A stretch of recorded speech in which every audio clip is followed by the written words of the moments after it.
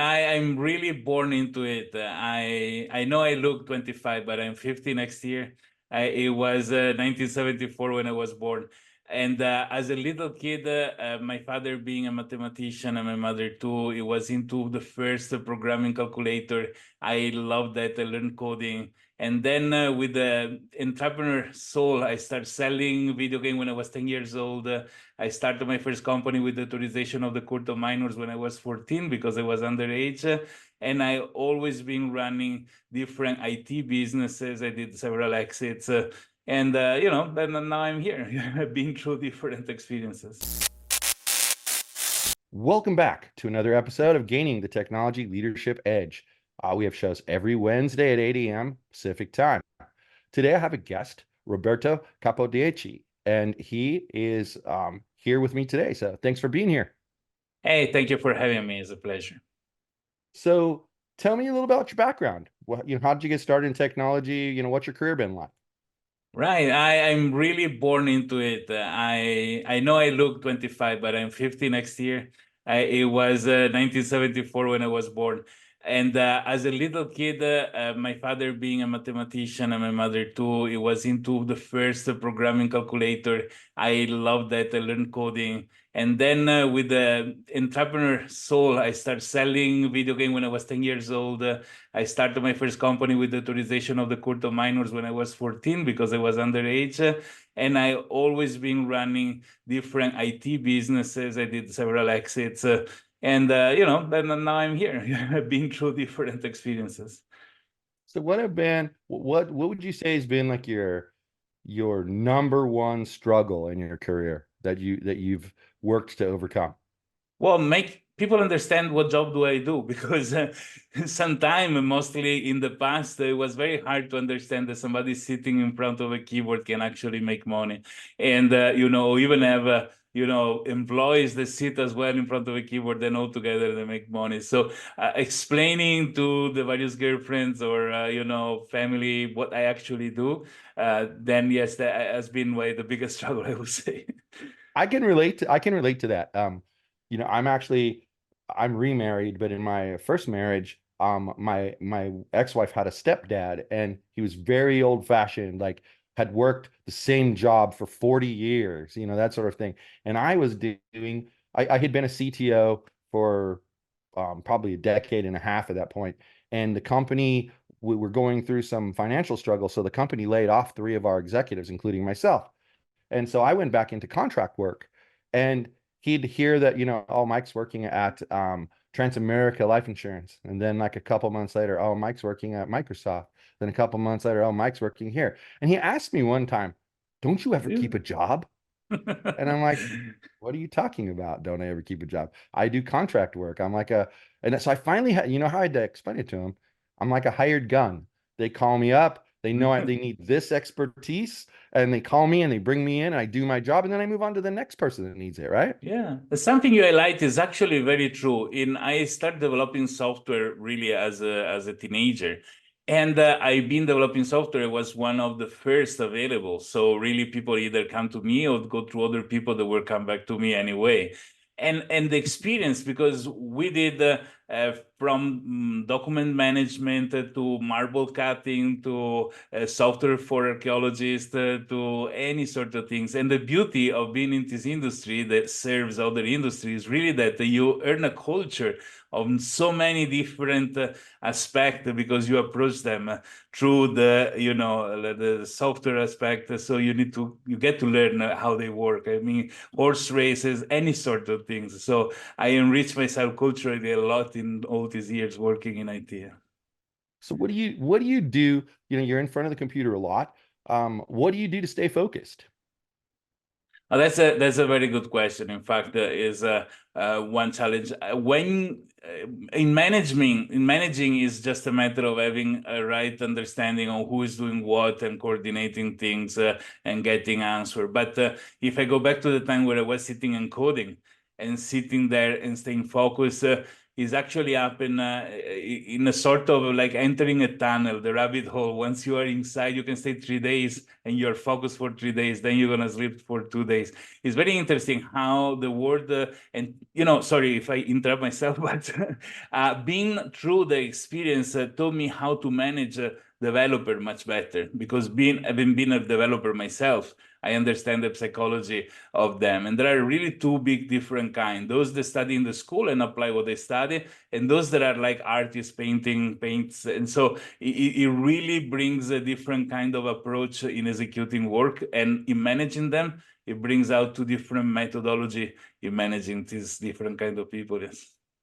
Yeah, so see, I actually work with tech executives. I do business coaching, and a lot of them, in order to maintain focus, they turn to caffeine or energy drinks or something, And um, I also used to do that until my wife had some concerns about heart issues, right?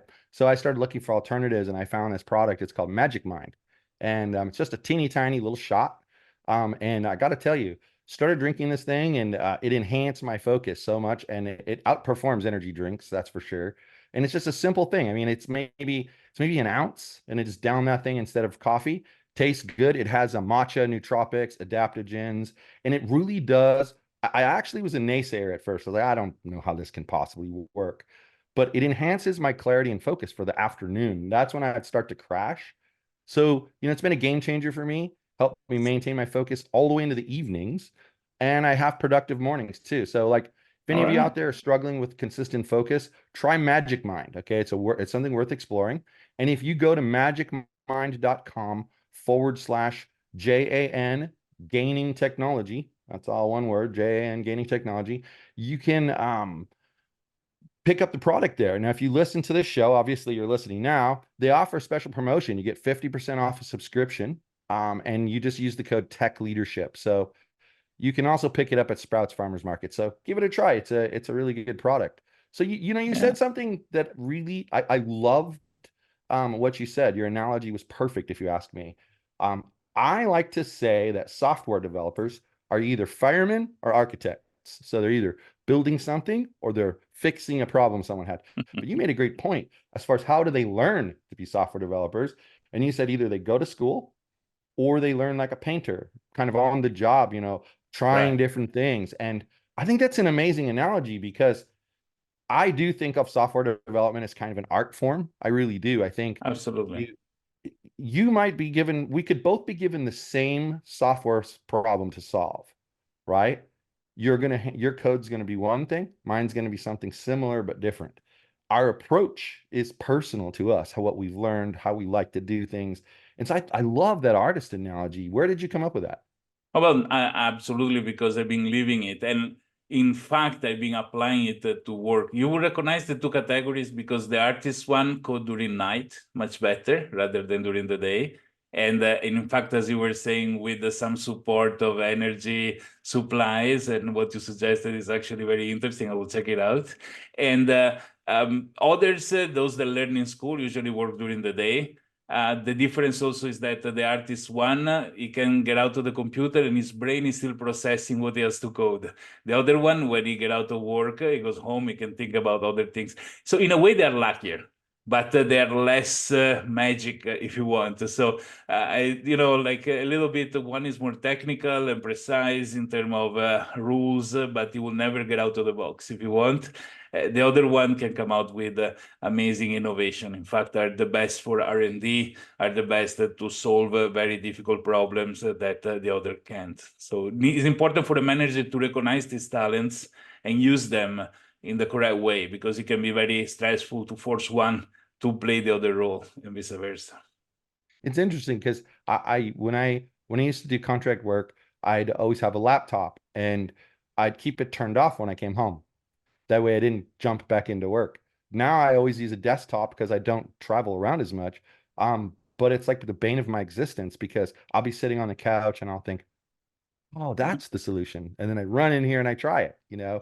Um, it's kind of crazy. But you mentioned, managers recognizing their staff's capabilities. What would you recommend? What would your recommendation be to a brand new manager on how to manage their staff?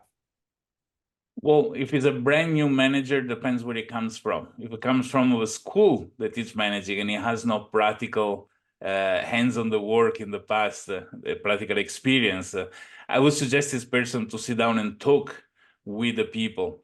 Maybe bring somebody for lunch and ask them which is the best way that you like to be managed.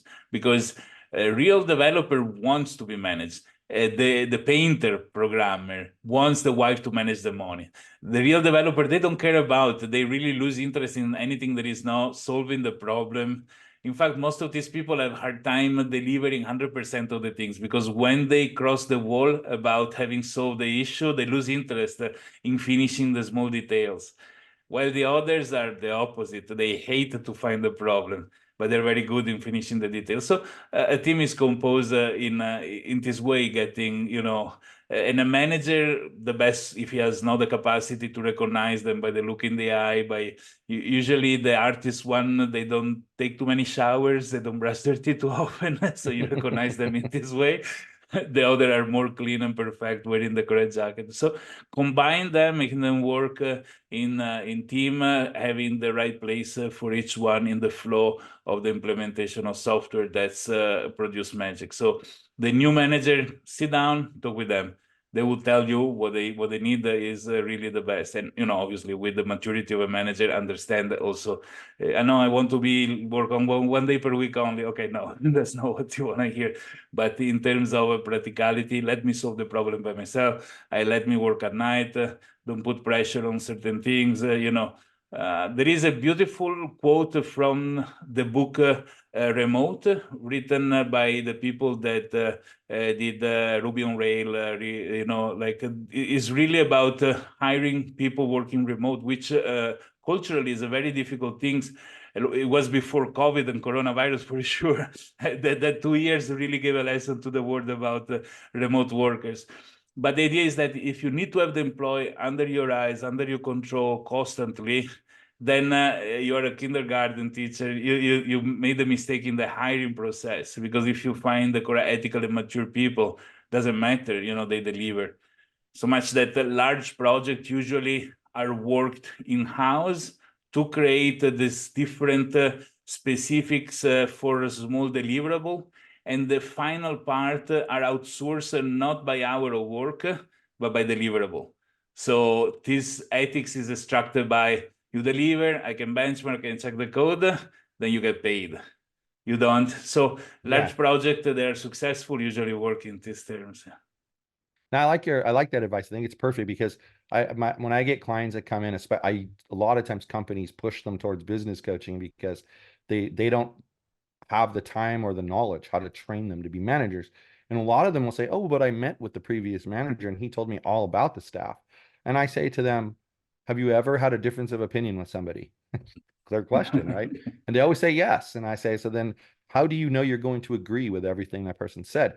But yet you're going to go into this new relationship with people with a bias based off of the other guy's comments. Instead, your advice of sitting them down and taking them to lunch, find out about them, you'll find out their strengths and weaknesses. And to your point about the pandemic, anyone who thinks that the pandemic didn't change the attitude of businesses towards remote work should come talk to me. Right. I made a small fortune at the beginning of the pandemic helping people who had worked to lock down their environment so you could never reach it from the outside, make it so that they could survive by having their workers reach into their network. So I had to undo a lot of things that they did and make that more secure, et cetera. So yeah, it was a huge deal. I actually thought when the pandemic hit, I thought, I was going to have problems bringing in any kind of revenue because a lot of my revenue at that point was on coaching. And who's going to, if they don't have a job right now, who needs coaching, right?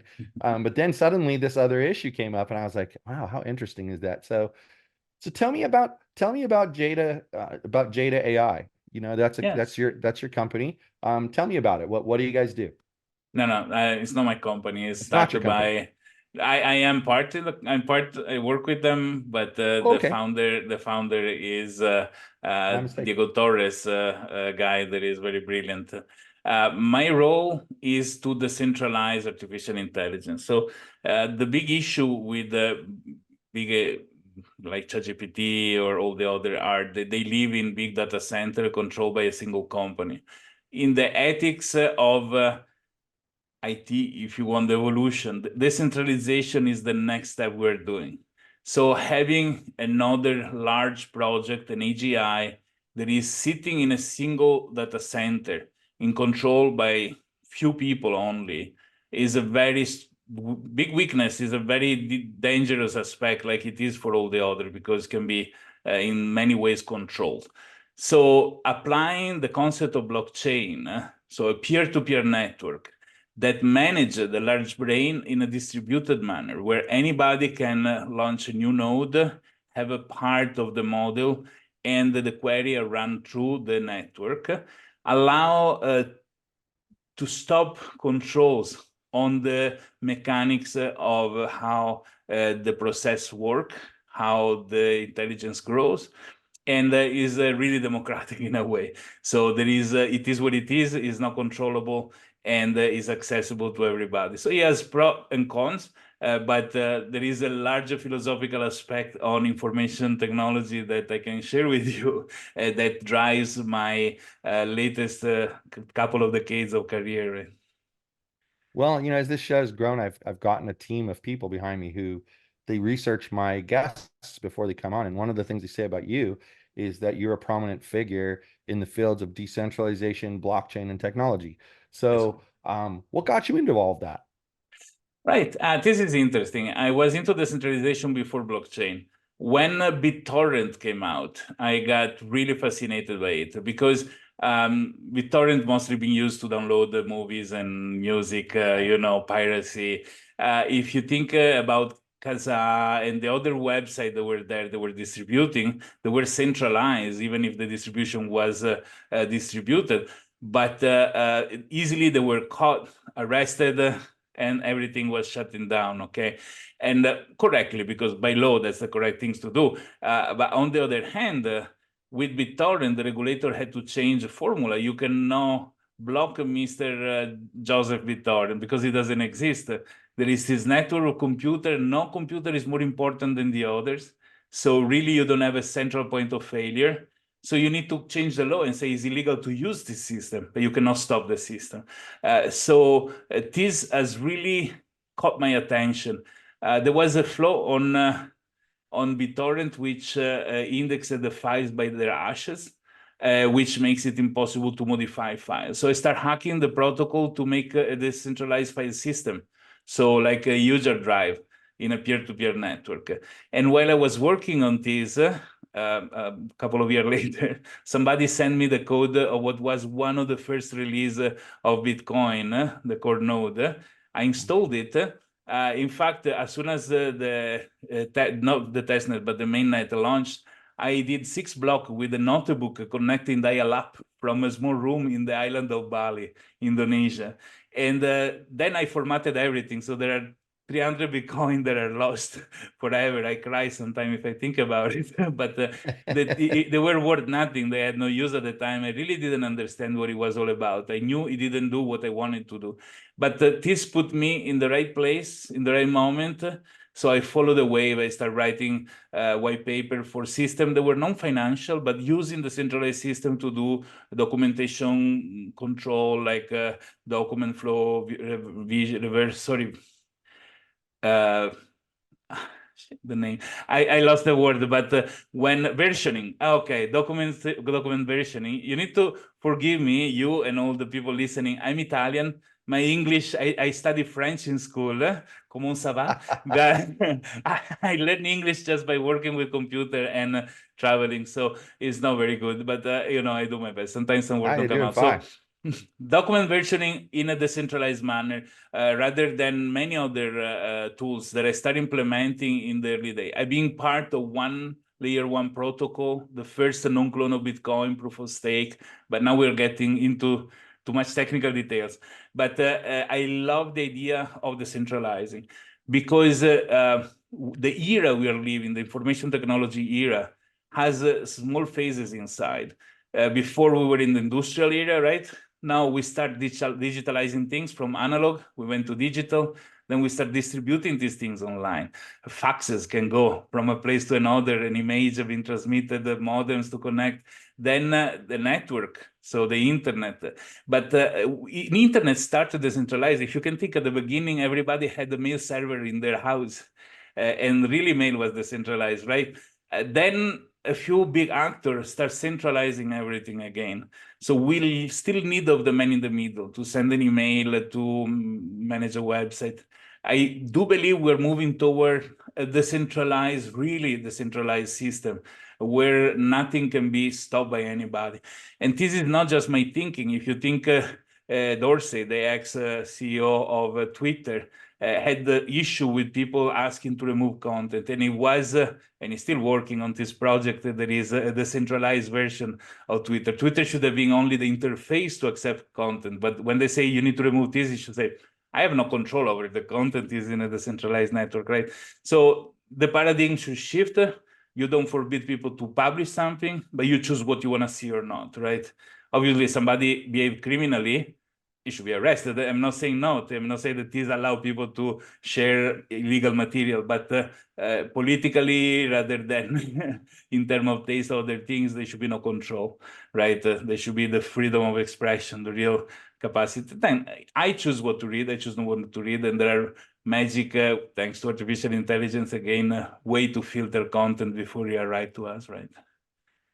You know, it's always interesting to me when something new comes out and we say, oh, you have to let it happen. You have to let it, go out to the boundaries that you set, and allow people to operate within those boundaries. And people say, oh, but what if someone does this and what if they do that?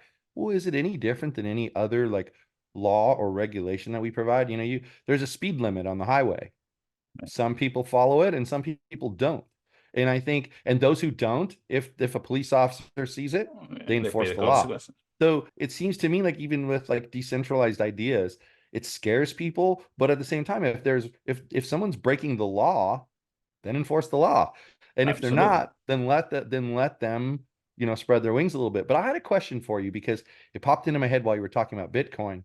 So I had originally heard that Bitcoin was sort of independent of like, resistant to like recession and whatnot. However, the pandemic kind of revealed that that's not necessarily the case. Bitcoin plummeted. What's the problem with that? What is the piece that's missing that doesn't keep it insulated from recessions? All right. I mean, first of all, I am not a finance expert and technology expert, so these are just simple opinions. But Sure. given the mathematics behind Bitcoin, right, the beauty is there is a finite total amount that is slowly released, right? And as everything, you follow the market rules. Even though seems to be a very big quantity, is very small. It barely matches the GDP of a small country. It's really nothing compared to the world economy. So it just take a big player to come in and purchase or sell in big quantity to move the whole market. And these things that did happen, in fact, both because there are some OG that still have thousands of Bitcoin in wallets, sometimes they sell in big quantity. And also because large financial institutions, for as much as they said, oh, bad, bad, bad, bad, they actually go and do their own investment. It is very easy to manipulate the market. More distributed is going to be, less this is going to happen. But I do believe that Bitcoin, the power of Bitcoin has been the broad blockchain to people, broad idea of removing the man in the middle. And if it wasn't about money, we would not be here talking about it.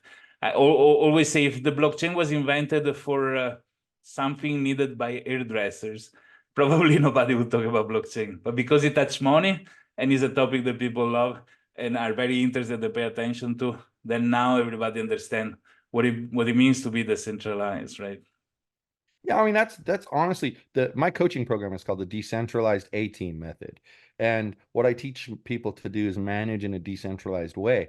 So a common thing in tech departments is there's a leader of that department. He could be called a CTO, CIO, director, doesn't matter what they're called, but that's the leader.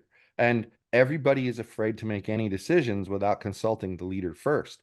And what I encourage is you're there to be kind of the tiebreaker, roadblock remover, um, mentor. You're not there to make all the decisions. I mean, you mentioned it before. You know, some people are going to be really good at solving the problem, but not good at checking off all the check boxes. Other people aren't going to be as good at solving the problem, but they're going to be able to come in behind and check all the check boxes. And so rather than try to control, you hired people. It's that tired analogy of the right person, the right people on the bus and the right seats. Once you've put them in the right seats, everything works. And then your job, you don't have to work 100 hours a week dealing with things that aren't your problem. You only deal with things that you directly should be affecting. And that's like decentralized management. I think it's the key to successful tech management because we like we talked about, we both said this. You have to figure out how to unplug sometimes and not constantly be working. And I mean, I've had clients come to me and tell me it's impossible. You cannot get time off when you're a tech executive. And I always say, I don't know about that. I have 4 kids and I did But it. So means that they are not doing the job properly, because as I correct. say, the perfect leader is sitting there and chilling because he has everything set up and working smoothly. Now, there is always something to do, but to the extent that the idea, that there is this misconcept, and strangely enough, IBM has been the first to bring this back misconcept of you need to work hard. They value software by number of lines of code that were written. And this is really the biggest mistake somebody can do with software development, because you write a lot of lines to get the same result of something that can be written with can be coded with very little amount of line of codes, and you're doing a bad job, and then we're charging more for the bad job, right? Is the analogy I say, if I have 2 trucks full of rocks and I pay somebody by the day to unload the rock, and there is somebody that is lazy, stops, smoke a cigarette, it takes 2 days to unload the truck. The other is super efficient and in half day. So this guy is giving me 1.5 day more of truck I can use for other things. Why should he pay 1/4 of the other guy? Actually, should be paid double or triple. And so the perspective of how much work people is doing should be analyzed based on the results of the work. You do little work, results are fantastic. Win-win. You do a lot of work, there are Yeah. no results, something is wrong terribly, right? When it starts at the top, right? Like I always hear from people like, oh, the person, like I believe in performance-based compensation. I really do. I like when I was a CTO, I had a super low base salary, but I made almost $500,000 a year because I had bonuses that I busted my butt to make sure Right. my team did what they're supposed to do, that I met all my deadlines, etc. But that's where it comes at the top. People will say, oh, well, that guy got that stuff done quickly. So I pushed him on to the next deadline and the next deadline and the next deadline. Well, why? If you planned correctly and you created stretch deadlines, so deadlines that, they might be difficult to hit, but you can hit them, and you did that correctly, as long as if your deadline for this project was Friday and he finishes it on Wednesday, why do you care if he takes a couple of days off? You Right. know, Absolutely. like you don't need those. If you planned correctly, you don't need him to start 2 days early on the next segment of your project. You're good. Um, Furthermore, if you fill those 2 days, next time is going to take longer because the why bus has to end earlier. So it is very important to understand these sorts of things, because that's what they motivate people. That's what make people stay, but then not really work for the good of the company. It's really small things that is hard to understand unless you've been living them before, right? So that's why, well, yeah, uh, you have to experience it absolutely. in order to understand. And it's such a common problem in the tech industry is next, next, next. And you're right. I've watched teams when I've been a contractor. Because as a contractor, your job is to get in there and get things done as fast as possible because you have a deadline. Like you're only contracted until December 31st. And if you're not Exactly. done, they might not pay you, like there's issues. And I've watched teams where the manager is cracking the whip all the time. They just go, well, you know what? Last time when I wrote this part of the code, took me 2 hours. Well, today it's going to take me 8 because I Right, don't want to correct. have him yelling at me to do the next thing. I think you're absolutely right about that. And I was trying to think there's a common like cliche, but I can't think of what it is at the moment. Something about water rising to a level. And that's exactly what people do. They say, all right, you want me to be faster? Well, I'm going to be slower. so that I can fill out those 2 days and then I can Absolutely. just continue on with work without pressure. And I feel like, hey, let's get them to give us their best performance all the time. And that's what decentralized A team is about, is getting your team to be A players as much of the time as possible, and doing that through understanding. So one last Absolutely. thing I have before we get out, before we finish here, because we're kind of running out of time. Um, Tell me, in a nutshell, as simply as you can, what is the purpose of blockchain? Okay, the purpose of blockchain is to decentralize. So my analogy, I do lecture at the university to teach consensus mechanics. And my example is now Bitcoin, other thing is let's have a blockchain to play chess, to play tic-tac-toe. So the rules of tic-tac-toes are in the protocol. User transaction are the moves, and the games are managed by, so somebody does the wrong move that is not correct, it can bounce back, cannot post that transaction. So the beauty of blockchain is it guarantee all the parties that are there without having to trust a third party to be the controller of things. The rules are respected. If a rule is not respected, the transaction don't go through. So the beautiful of application of a blockchain is when there are parties that need to work together. Supply chain is a fantastic example, rather than people in consortiums. They don't want to elect a third party to verify things, mostly if there are numbers, financial, other things. They can have even a private internal blockchain. Every party is a node, and they are guaranteed that the information that go through the blockchain respect the rules that are set, and they're transparent to be reviewed. So this is a tool that didn't exist in the past. So it really opens to millions of other possibilities. So that's the aim of blockchain, and this is what is going to be applied. The only problem is that the blockchain came out as a solution for the problem in creating Bitcoin, not as a product on itself. And now it's becoming productized, but it follow some concept that were there just because of Bitcoin, and they should be dropped. So designing a blockchain that is decoupled from tokens or cryptocurrency or money or finance is the next step to have decentralized application. So that's the future that we have as a base to build a decentralized network where all the services that we're using now as centralized will be in the next 10, 20 years. I don't know. Great. Well, thank you for that explanation. I really appreciate it. And this has been an interesting conversation. It's gone by really fast. Yes. Why don't you let our listeners know, if they'd like to connect with you, how they can reach out? Well, then my name is Roberto Capodieci. Probably it's gonna be written in the title of the of the episode. Just Google it. It's such a rare name that the only one online is me with his name. It's the very simple way to find me everywhere. In LinkedIn, in other social, or see works that I've done, articles in television, things about me. And everybody's very welcome to write, connect to me. I'm happy to chat with whoever has the desire to do so. Excellent. Yeah, I know. I encourage people to do so. You're a real friendly guy. Um, I think that's kind of an anomaly in the tech industry too. Like, I got voted like 4 years in a row by clients most user-friendly technologist, because I can talk to them in plain English and not confuse them. And you're the same way. I noticed this, like, even explaining a complicated topic like blockchain, you didn't make it extra complicated. So thanks so much for being here, though. Really appreciate your time. Thank you very much for having me. It's been a pleasure, and hopefully in the future we're gonna have other opportunity to have other chats, right? Yeah, I hope so. I hope so. So, but thanks everybody for listening to Gaining the Technology Leadership Edge. New episodes every Wednesday, 8 a.m. Pacific on YouTube and LinkedIn. Thanks again, everyone, for being here.